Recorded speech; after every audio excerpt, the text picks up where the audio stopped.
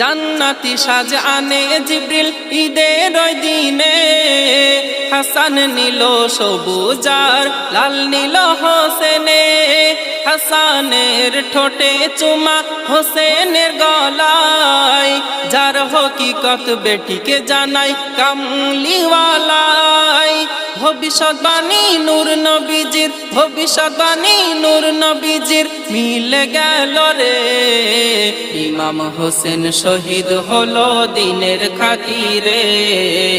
ইমাম হোসেন শহীদ হলো দিনের খাতিরে